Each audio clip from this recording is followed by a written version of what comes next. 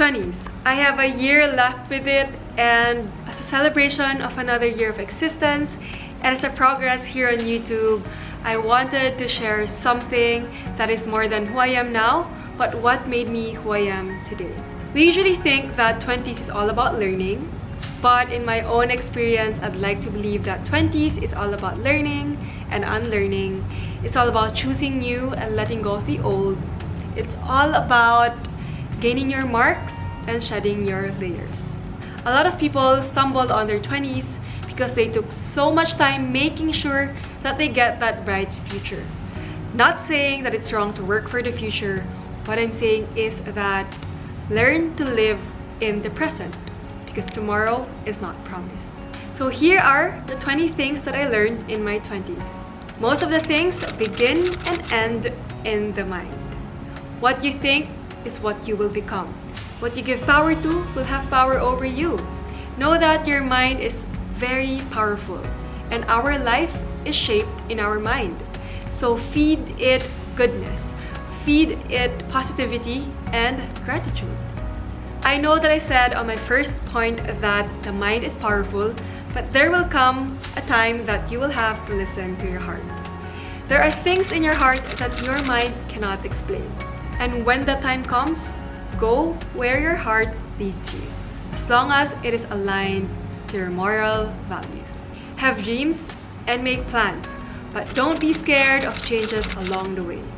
As we grow and as we change, so does our dreams and our plans, and that's okay. Let it be. Don't let your dreams or plans limit you from exploring more, from finding greater purpose, from taking an unknown route, because 20s is all about becoming. Which leads me to my next one: enjoy the process of becoming. It's the process that will equip you to your future self. So embrace the pain, the tears, the laughters, the smiles along the way, knowing that God allows things to happen for a reason. Be present as things unfold and enjoy the journey. Be inspired, but don't compare. We all have different paths, so step out of that comparison cycle and focus on your own unique path. God makes your story beautiful in its own way. Don't seek to be happy, seek to be joyful. They both sound like the same thing, but happiness is based on external things, like circumstances, like people, like relationships, while joy is cultivated internally. You find joy when you know that you're loved unconditionally and that you are enough as is where it is. You find joy when you know and you're at peace with God's purpose and plans for you. Explore, and when I say explore, explore, capitalize, underline, bold.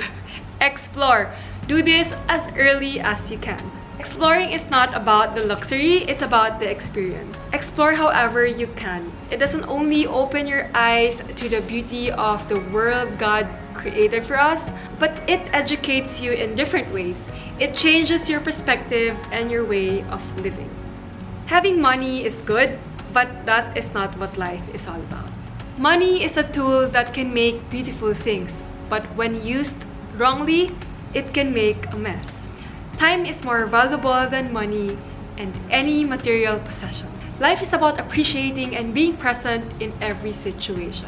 You can get more money, but you can't get more time. Similar to my previous point, there are things in your life that is more important than material possessions. If you try to remember the best moments of your life, it is those moments that is spent with people, not with your fancy bag or not with your new pair of shoes. Memories are priceless. It helps us learn about ourselves, it creates lasting stories, and each of them is unique. Some people are meant to stay for a lifetime, and some are there for a season.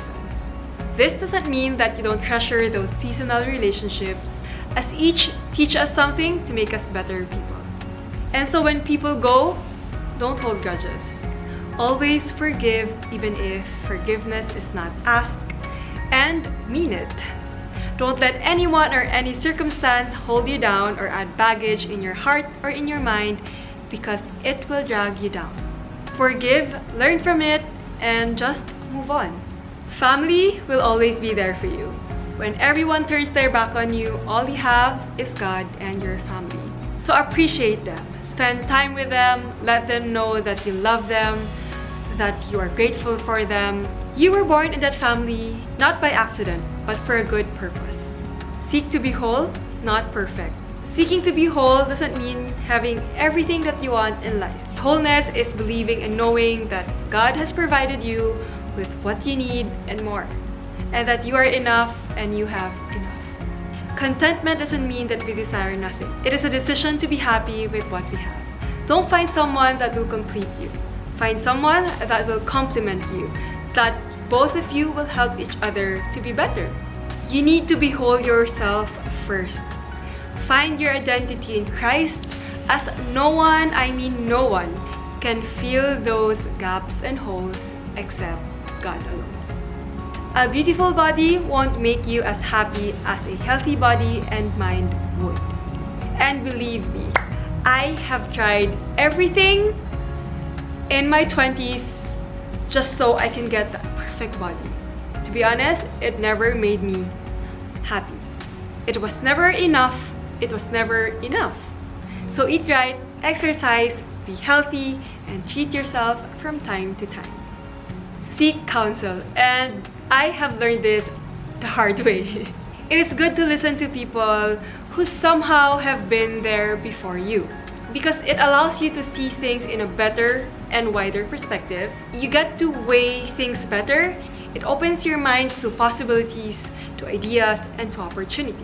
I was quite stubborn growing up. I never wanted to listen to my parents and to my 4 siblings. I always thought that they just wanted to find fault and correct me.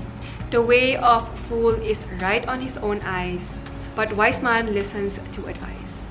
Yet, others people's counsel and advices should not dictate your life's course. And we have our own roles as to how we can contribute to our family and to our community. So find your purpose. Do what you're meant to do according to who and what you are made for. Different does not mean wrong. Understand and accept the fact that we all came from different upbringings, different moral values, different life experiences, different environment, thereby having different needs and wants. Our role here is not to judge others, but to inspire goodness and kindness. Embrace this season of your life. And I mean embrace it. It will never come again. It will go very quickly, so spend less time worrying about the future and more time being present right now. Matthew 6:34 says, "Therefore do not worry about tomorrow, for tomorrow will worry about itself. Each day has enough trouble of its own." And lastly, all you have is now, not someday.